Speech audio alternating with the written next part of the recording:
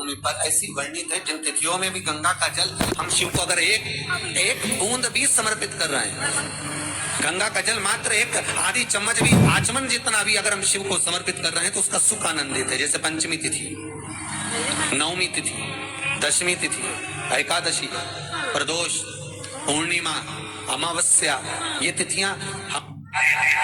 जब आप जल शंकर को चढ़ाने दोनों दी जाती है।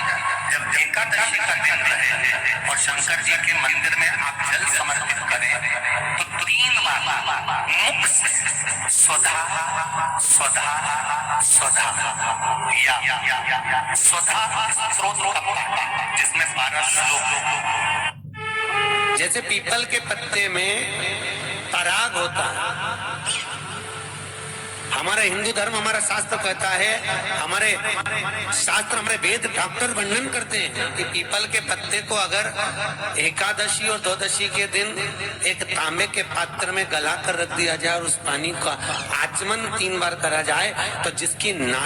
जिसकी नाड़ियां चौक भी हो जाती है, डॉक्टर बोले इसका बाईपास करना पड़ेगा, उसको केवल 3 आचमन पानी एकादशी और द्वादशी को पीपल के पत्ते का कराया जाए तो अंदर की नाड़ियां भी खुल जाती हैं। पीपल के पत्ते का इतना प्रमाण हमारे विष्णु पुराण में वर्णन है। पीपल के पत्ते का इतना प्रमाण, पीपल के पत्ते का इतना लेख है। जैसे चर्म रोगधारी व्यक्ति होता है ना, जिसकी चमड़ी सफेद पड़ जाती है, तो उसको क्या करना चाहिए? केवल हिंदू धर्म में केवल एक पीपल का वृक्ष है जिसका पराग झड़ता है और वो रात्रि को लगभग 10 बजे से 12 बजे के भीतर, 9 बजे से 12 बजे के भीतर पीपल के पेड़ के पत्ते का पानी झड़ता है, उसके नीचे थाली रख देना चाहिए और उस थाली में पीपल के पेड़ के नीचे रख दो और उसका पराग जब झड़ जाए वो पानी को बाल्टी में धो लो और धोने के बाद थाली को उस पानी से 15 दिन, 8 दिन, 20 दिन स्नान करिए, धीरे धीरे चर्म रोग समाप्त हो जाता है। सफेद जो चमड़ी पड़ी वो वापस अपने रंग में आना चालू हो जाती है। कोई डॉक्टर को ही नहीं दिखाना। सबसे पहला नियम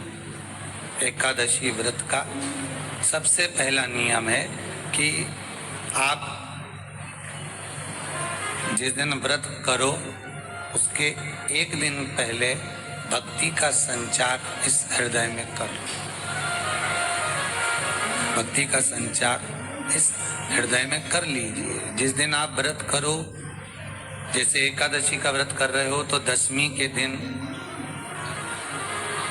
शाम का समय जब आवे, रात्रि जब होने लगे, शाम का समय आवे और रात्रि का आप जब भोजन ग्रहण करो तो उस भोजन में कोई ऐसा पदार्थ ग्रहण मत करिए जिस पदार्थ के कारण आपकी एकादशी बिगड़ जाए।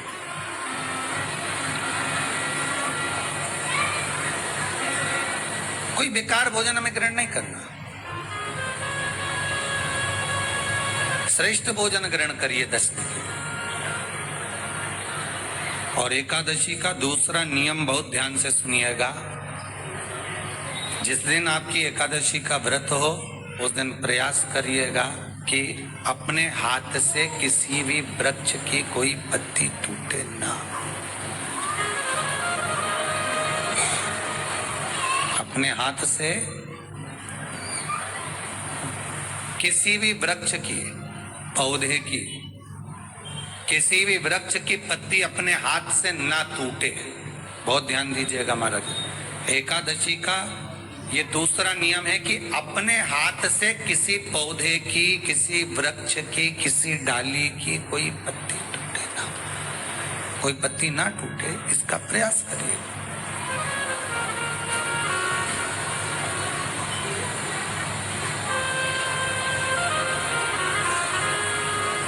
कितना सुंदर व्याख्यान कहा है, कितना सुंदर वर्णन है महाराज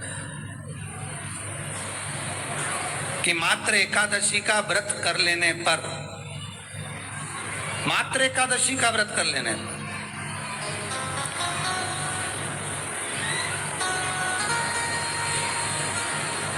जो पूर्व में किया गया हमारा पाप कर्म है, हमने किसी जीव की हत्या करी है, हमने किसी को कष्ट प्रदान करा है, हमने किसी को अपशब्द कहा है, हमने किसी को ताने दिए, हमने किसी को आड़ा टेढ़ा कहा है, हमने किसी को गालियां दे दी है, मात्र एकादशी का व्रत ही कर लेने पर ये सारे जो दोष हैं वो समाप्त हो जाते हैं।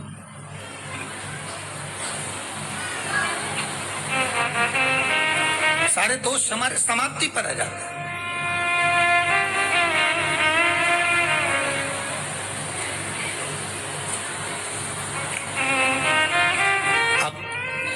विचार करिएगा थोड़ा सा अपने मन में, अपने चित्त में, अपनी वृत्ति में एक बात उतारिएगा, एक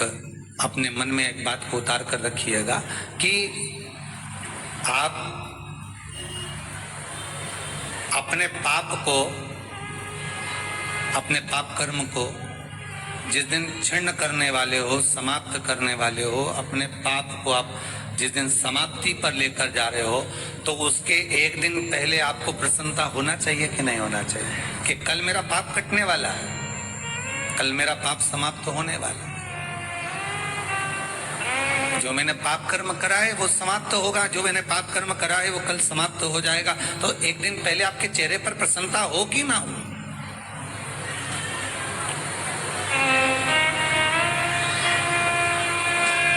चेहरे पर वो प्रसन्नता आपके आना चाहिए कि कल मेरा एकादशी का व्रत है,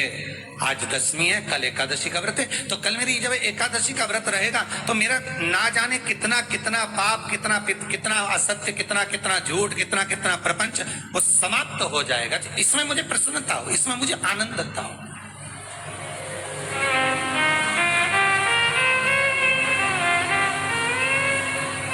तो क्या कहा गया कि प्रयास करिएगा कि एकादशी के दिन कोई वृक्ष की, कोई डाली की, कोई कोपल की कोई पत्ती ना तोड़ी जाए। क्यों? तो कहा अगर उस पत्ती को हम तोड़ देते हैं, वृक्ष की पत्ती को या क्यारे में लगी हुई कोई डाली की पत्ती को हम तोड़ देते हैं तो एकादशी का पुण्य फल प्राप्त नहीं होता, एकादशी का कोई फल हमारे खाते में नहीं जाता, पुण्य फल प्राप्त। अब फिर भले तुम चाहे तुमने मोरदन खाया हो, चाहे तुमने फिर चिप्स खाई हो, चाहे तुमने फिर व्रत का कितना ही सामान खा गए हो और तुमने सोचा कि आज मेरी एकादशी है, तो फिर उसका कोई फल प्राप्त नहीं है, उसका कोई सुख प्राप्त नहीं है आपको, फिर उसका कोई आनंद प्राप्त नहीं है आपको, फिर उसमें कोई आनंद की अनुभूति आपको नहीं मिल रही।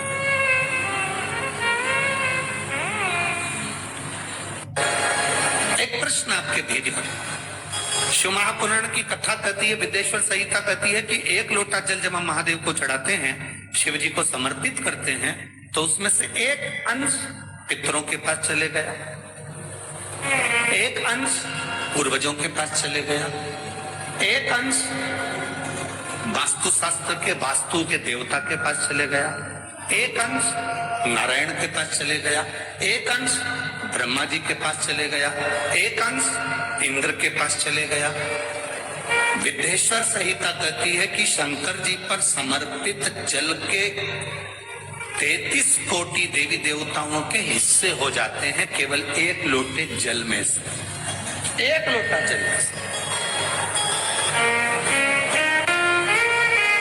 33 कोटि देवताओं के हिस्से हो जाते हैं एक लोटा जल में से। अब आपसे प्रश्न ये है, जब से शिव महापुराण की कथा टीवी पर चालू हुई, जब से शिव महापुराण की कथा भारत के लोगों ने, विश्व के लोगों ने सुनना प्रारंभ करा, जब से शिव महापुराण की कथा लोग श्रवण करना प्रारंभ करे, सुनना प्रारंभ करे, तब से आज तक और उसके पहले का समय निकाल कर देखना, पहले जब आप किसी को पत्रिका दिखाते थे, हाथ दिखाते थे, तो लोग कहते थे कि पितृदोष है, बोलते थे कि नहीं बोलते थे? लोग कहते थे वास्तु दोष है, लोग कहते थे काल सर्प दोष है, इसका पूजन कराओ, पितृदोष का पूजन कराओ, काल सर्प दोष का पूजन कराओ, वास्तु दोष को सही कराओ। जब से शंकर को तुमने एक लोटा जल चढ़ाना प्रारंभ करा और दुनिया के लोगों ने शिव को मानना प्रारंभ करा, उसके बाद तुमने बहुत कम मात्रा में सुना होगा कि कोई कहता होगा कि पितृदोष है, कि वास्तु दोष है, कि काल सर्प दोष है, क्योंकि सारी समस्या का हल एक लोटा जल। जब हम शिव जी को जल चढ़ाते हैं तो हमारा पितृदोष, हमारा वास्तु दोष, हमारा काल